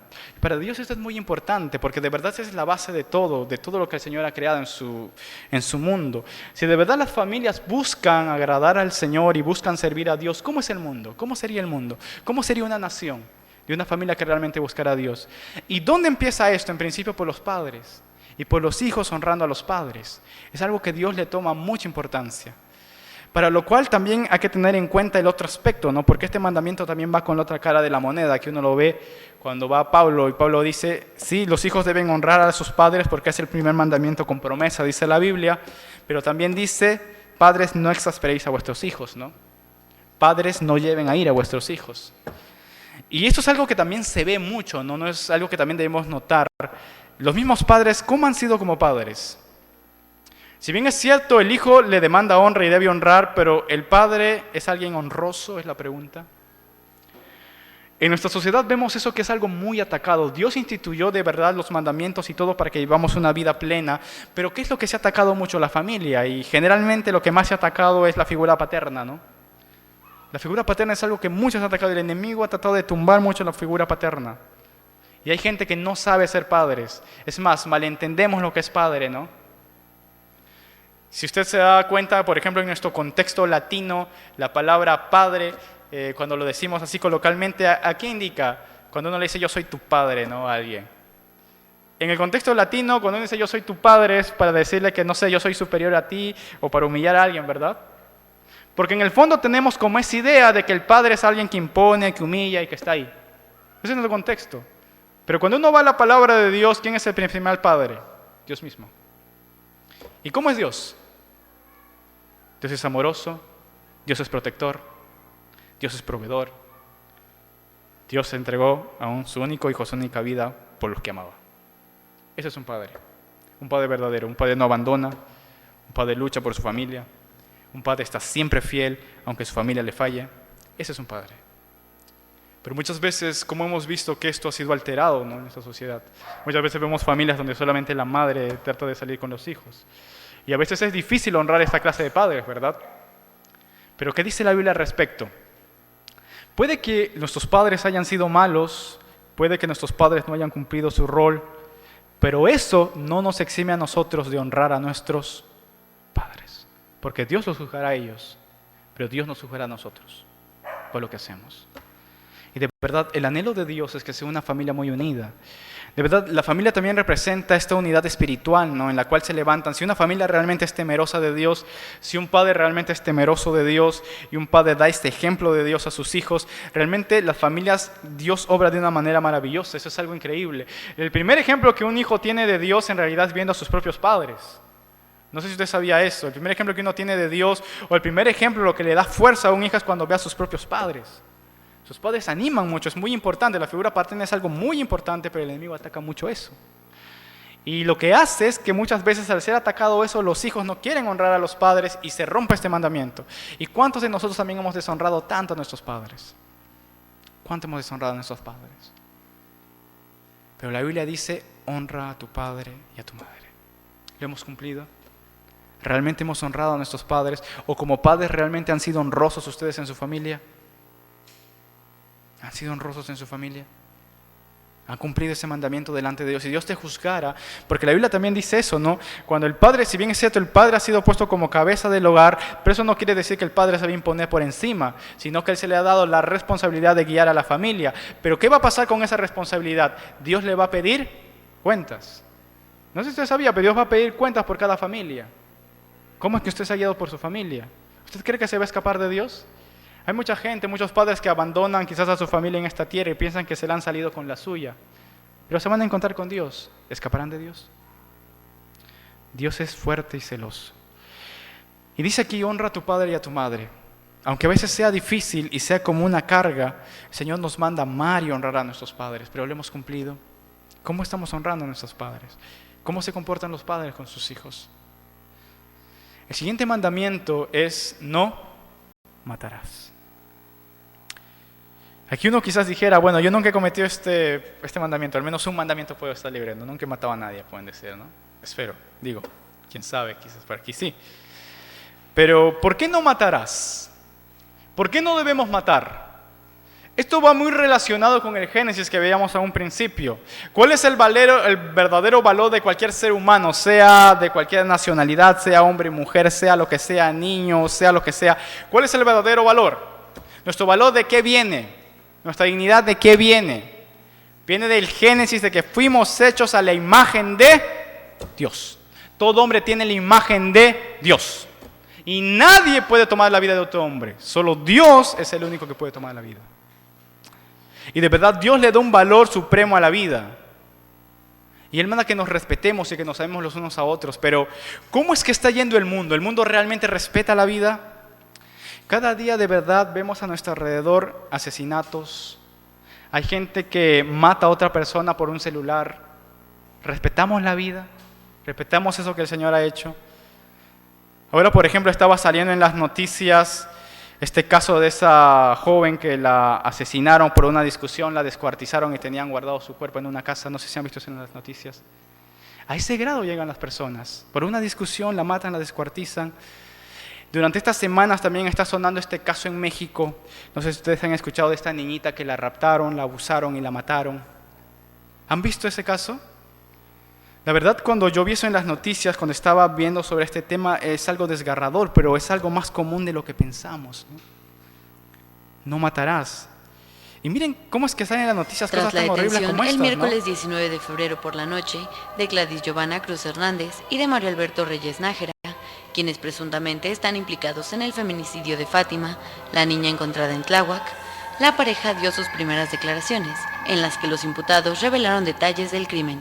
Frente a las autoridades, Gladys Giovanna Cruz Hernández relató que ella entregó a Fátima a su esposo, Mario Alberto Reyes Nájera, pues este le había pedido a una novia joven que le durara por mucho tiempo. De acuerdo con el testimonio de la mujer, Mario Alberto le había amenazado con abusar sexualmente de una de sus 2 hijas, amenaza que afirma la hizo actuar por temor. En la declaración, Giovanna detalló que le puso un vestido y le pintó las uñas a la menor para después entregarla a su esposo. Además, confesó que fue ella quien le quitó la vida a Fátima con un cinturón que Mario Alberto le había dado. Al darse cuenta de que eran buscados por las autoridades, decidieron arrojar el cuerpo en el terreno baldío donde fue encontrada Fátima para después escapar. La pareja confesó además la manera en que Mario Alberto Reyes Nájera agredió a la menor. El detenido no mostró arrepentimiento, sin embargo Giovanna dijo sentirse arrepentida, pero que no tenía opción, pues le tenía miedo y no quería que atacara a sus hijos. De verdad, este tipo de noticias son desgarradoras, son terribles, pero son comunes. ¿Cómo está el mundo sin Dios? ¿Cómo es que el mundo se está llevando sin Dios? ¿Qué es lo que está pasando a nuestro alrededor? De verdad, cuando vemos esta clase de cosas, uno ve que el mundo se ha apartado completamente de Dios. No matarás. Pero vemos crímenes tan terribles, ¿no? Como el de esta pequeña niña. Y a veces uno dice, pero yo nunca he matado, ¿no? Yo nunca he hecho nada. Pero ¿se acuerdan lo que vimos al principio? Dios no solamente juzga tus acciones, sino Él también juzga nuestras intenciones y nuestro corazón. Y miren lo que dice claramente 1 de Juan 3:15. Quiero que lo lean conmigo. Dice, todo aquel que aborrece a su hermano es homicida, asesino. ¿Usted ha aborrecido a su hermano? ¿Sabe qué es? Delante de Dios usted es un Homicida. Porque en su corazón ya estaba el hacerlo. En su corazón ya estaba el hacerlo. Usted mató a esa persona en su corazón. ¿Cuántos nos hemos peleado con personas y guardamos odio y ellos están muertos para nosotros? ¿Qué hemos hecho en nuestro corazón nosotros? Somos homicidas. Y usted dice, no, pero yo ese me he hecho mal y esto que el otro. ¿Pero qué te ha dicho Dios? Si tú aborreces a tu hermano, tú eres. ¿Vas a tener excusa delante de Dios? No, que él era malo. ¿Vas a tener excusa delante de Dios? Jesucristo lo deja bien claro, ¿no? Oíste que fue dicho, dice, no matarás y cualquiera que matase será culpable del juicio. Pero yo os digo que cualquiera que se enoje contra su hermano será culpable del juicio. Y cualquiera que diga necio a su hermano será culpable ante el concilio. Y cualquiera que diga fatuo quedará expuesto al infierno de fuego. Jesús lo dijo muy claro. A veces nosotros decimos, yo no he matado, yo no he hecho daño a nadie. Pero en tu corazón muchas veces, ¿a cuántos ya has matado en tu corazón? ¿Qué tan homicida eres en tu corazón? ¿Y quieres venir así delante de Dios? ¿Y quieres venir así delante de Dios? ¿Puedes decir que tienes las manos limpias delante de Él? De verdad, nuestra sociedad se va de mal en peor, pero esto ha sido siempre así, ¿no? Ahora, por ejemplo, vemos cómo es que la gente lucha por tratar de legalizar el aborto, ¿no? Y lo ven como algo normal. Y ponen muchas excusas y muchos casos, pero el aborto hay que llamarlo como es un homicidio. ¿Y qué dijo Dios? No matarás. Y esto no es nada nuevo, ¿no? Esos que están contra el aborto, esos que están a favor del aborto y que quieren matar a niños, bueno, sencillamente eso ya pasó antes, ¿no? Siempre que en la historia se han levantado gente así. Tenemos a Faraón, ¿no? Que mataba a los niños judíos. Tenemos a Herodes. Ahora tenemos futuros Herodes y futuros faraones, ¿no? En este tiempo. Pero la gente está así y nuestro corazón se ha vuelto duro. Llamamos a lo malo bueno y a lo bueno malo. Y nuestro corazón se ha vuelto duro. Y hay gente que lucha por defender esto, que lucha con defender esto. Abiertamente luchan con defender esto. De verdad, es un homicidio tan terrible. ¿Cómo está nuestro corazón? ¿Cómo están nuestras vidas? De verdad, cuando seguimos avanzando, vamos al siguiente mandamiento: no cometerás adulterio. ¿Qué es el adulterio? Vimos que lo que le instituyó el Señor, el matrimonio como algo santo, el adulterar es salir de ese matrimonio, algo Dios santo que ha hecho, algo que el Señor ha instituido en el principio. Adulterar es básicamente desafiar a Dios y desafiar el patrón de Dios. No cometerás adulterio. ¿Cuántos hogares están destruidos por el adulterio? ¿Cuántos? De verdad, ¿cuántos divorcios hay a nuestro alrededor? Ya lo vemos como algo común en nuestra sociedad, ¿no? Lo vemos como algo común el adulterio. Como si Dios nunca nos hubiera dado su ley. Y Él dice claramente acerca del matrimonio: ¿no habéis leído que el que hizo al principio varón y hembra los hizo? Y dijo, por esto dejará el hombre a su padre y a su madre y dejará a su mujer y los dos serán una sola carne. El Señor hizo el matrimonio como algo santo para que el hombre y la mujer disfruten en el matrimonio. Pero ¿qué es lo que hace el hombre y la mujer? Ha buscado el adulterio. Y de verdad, lo que dice la palabra, dice, honroso sea a todos el matrimonio y el hecho sin mancilla, pero a los fornicarios adúlteros los juzgará Dios. De verdad, Dios nos hizo responsables, pero muchas veces en lo sexual actuamos irresponsablemente. ¿Cuánta gente vive en fornicación o vive en adulterio como si no pasara nada?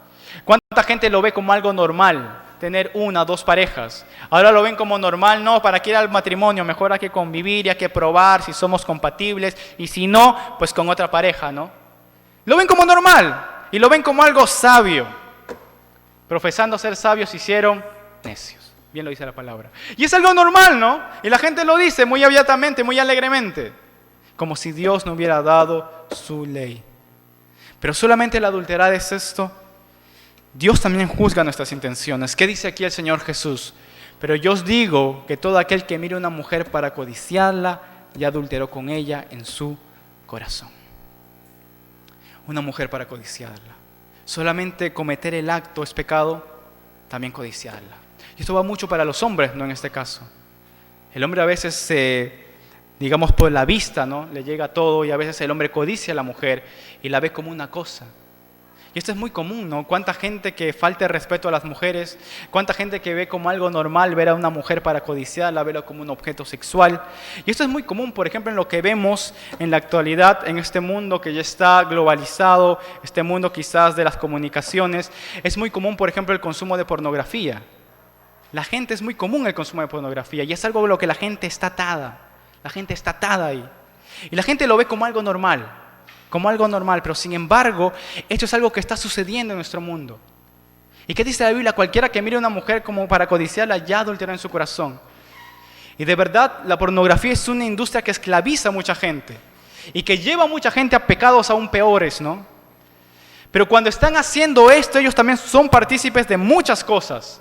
Cuando se hace esto, uno es partícipe de muchos otros pecados, ¿no? Y el Señor nos dice cuando uno ve a una mujer para codiciarla, ya adulteró en su corazón. ¿Cuántos hemos pecado? ¿Cuántos están ahí atados al pecado? Y esto nos lleva al siguiente mandamiento, no robarás. ¿Ha robado usted alguna vez algo? ¿Tomó algo que no le pertenecía? De verdad, el delito más común cuando vemos acá, estas son las estadísticas, el delito más común es el robo, ¿no? En el Perú el delito más común es el robo en cualquier lugar donde usted lo vea. ¿Pero acaso el robar solamente es asaltar a alguien? No. La Biblia también dice esto, ¿no? Abominación son a Jehová las pesas falsas y la balanza falsa no es buena. Alguien que es negociante, ¿cuántas veces ha engañado a otras personas dándole un peso que no es correcto o dándole un peso que no es correcto? ¿Cuántas personas han actuado de esa manera? ¿Qué dice la Biblia? El que roba a su padre y a su madre también es compañero del hombre destruidor. Muchas veces robamos a nuestro padre y a nuestra madre y decimos que no es nada, ¿no? El siguiente mandamiento es: no hablarás falso testimonio contra tu prójimo. ¿Quién de aquí puede decir que nunca ha dicho una mentira? Todos hemos mentido, ¿verdad? Todos hemos mentido. Y si Dios nos juzgara, y si alguien dijera que nunca ha mentido, pues ya está cometiendo una mentira, ¿no? Eso nos lleva también a ver nuestro siguiente mandamiento, que es no codiciarás, ¿no? Este es un mandamiento que también es muy quebrantado, ¿no? La gente siempre quiere más, desea más, la codicia, siempre están insatisfechos y siempre codician lo del otro. La envidia, la codicia está muy unida. La gente de verdad codicia mucho, no nos conformamos con lo que tenemos. Y uno ve mucho la codicia en todo lugar, ¿no? Aún en la familia, ¿cuántos hogares han destruido por la codicia? Yo recuerdo que cuando estaba en la universidad, cuando estaba en mi clase de Derecho de Sucesiones, estábamos analizando que en Lima hay un problema grande, no se puede avanzar. Por ejemplo, hablábamos de términos económicos del sistema inmobiliario, no puede crecer tanto en Lima, porque en Lima hay muchos terrenos, hay muchas casas, pero la mayoría están en litigio. ¿Se ha visto esas casas en litigio? ¿Y qué son las casas en litigio? ¿Quiénes están peleando con quién? En realidad es porque nadie dejó un testamento y al final los hijos están peleando entre ellos. Y es tanto el odio que hay familias destrozadas que no se hablan, que no se llevan bien simplemente por un bien, por una casa. Y allá está, hay gente, como veíamos casos, para desheredar, que mataba a sus padres para quedarse con la herencia, ¿no? Y hasta a sus propios hermanos para quedarse con la herencia. Y parece algo raro, pues es algo común, la codicia. Ahora, viendo todos estos mandamientos que hemos visto hoy sobre el pecado, ¿qué dice la Biblia al respecto? Usted puede decir, mira, yo guardo los mandamientos, pero hemos visto que alguien ha guardado realmente los mandamientos. Con los mandamientos sucede algo delante del Señor. Si usted dice que quiere guardar la ley, tiene que guardar toda la ley. Santiago claramente dice, porque cualquiera que guardare toda la ley, pero ofendiere en un punto, se hace culpable de todos, porque el que dijo, no cometerás adulterio, también dijo, no matarás. Ahora bien, si cometes adulterio, pero matas, ya eres transgresor de la ley. Claramente vemos aquí que con la ley de Dios no dice, yo he cumplido un mandamiento o dos, o cumples todo o nada. Es como una cadena. Si se rompe un eslabón, se rompen todos. Y esto nos muestra una verdad, y quiero que lean conmigo este versículo. Dice, ya que por las obras de la ley ningún ser humano será justificado delante de él, porque por medio de la ley es el conocimiento de pecado. Cuando ustedes vinieron al principio dijeron que Dios nos dio la ley para cumplirla, ¿verdad? Pero en el fondo lo que hace la ley es nos da conocimiento de que somos pecadores. Cuando venimos delante de la ley de Dios, vemos que somos pecadores y necesitamos salvación, porque nadie ha cumplido la ley. Y como hemos visto, un día vamos a ser juzgados delante del Señor. Y dice la Biblia, ¿no sabéis que los injustos no heredarán el reino de Dios? No erréis, dice, no se equivoquen, ni los fornicarios, ni los idólatras, ni los adúlteros, ni los afeminados, ni los que se echan con varones, ni los ladrones, ni los avaros, ni los borrachos, ni los maldicientes, ni los estafadores heredarán el reino de Dios. Juzguémonos a nosotros mismos. Si muriéramos hoy, ¿a dónde vamos? ¿Tenemos esa carga grande del pecado? El Señor dijo claramente que nos enseñó a quién debemos temer. Estamos delante de Dios. No obstante, el corazón de Dios es que todo hombre sea salvo y venga al conocimiento de la verdad. Hay una pregunta que debe estar en nuestros corazones hoy. Hemos visto la ley, todos somos pecadores, pero ¿qué debemos hacer para ser salvos? La Biblia dice, cree en el Señor Jesucristo. Vamos a resumir lo que hemos visto hasta ahora. Vimos en el primer día el huerto del Edén, vimos cómo es que el hombre se apartó de Dios por el pecado llegó a todos nosotros y todos estamos deslizándonos apartados de Dios hacia la condenación, hacia el juicio. Pero sin embargo, hay una puerta. El Señor dijo, yo soy la puerta. Esa puerta es Jesucristo. Todos hemos pecado, pero hay una buena noticia. Él dice, no he venido a llamar justos, sino a pecadores. Todos hemos pecado. Sabes que eres pecador, necesitas de Cristo. Quiero que terminemos esta noche leyendo este versículo con el que empezamos. Dice así, diciendo, el tiempo se ha cumplido, el reino de Dios se ha acercado, arrepentíos y creed en el Evangelio. Todos hemos pecado, pero Dios quiere que todos seamos salvos. Hay unas buenas noticias que son el Evangelio. De verdad, el día de mañana no falten. Necesitamos escuchar esas buenas noticias que tenemos acerca de Dios, acerca de Jesucristo. Vamos a orar para terminar. Señor bendito, Padre Santo, en verdad cuando venimos delante de tu palabra, cuando venimos, Señor, ante tu ley, podemos ver claramente que ninguno de nosotros puede ponerse de pie delante de ti y decir que es justo, Señor. Oh Padre, tú en tu misericordia aún nos mantienes vivos, Padre Santo. Tú en tu misericordia nos das tiempo y nos extiendes la vida para venir al arrepentimiento, Padre Santo. Tú en tu misericordia nos estás llamando, Señor. Tú en tu misericordia estás obrando. Oh Dios mío, yo sé que tú en cada corazón estás poniendo convicción de pecado y de necesidad de ti. Oh Dios mío, por favor, tú obra en cada vida y en cada corazón y que entendamos la necesidad que tenemos de ti, Señor. Necesitamos venir a ti, Padre Santo. Sabemos que no es un juego el venir a la iglesia, no es un juego, Señor, el escuchar tu palabra. Un día estaremos delante de ti, Señor. Por favor, ten misericordia de nosotros y permítenos venir el día de mañana, Señor, para poder escuchar el Evangelio, Señor. Para poder escuchar tu palabra, el Evangelio de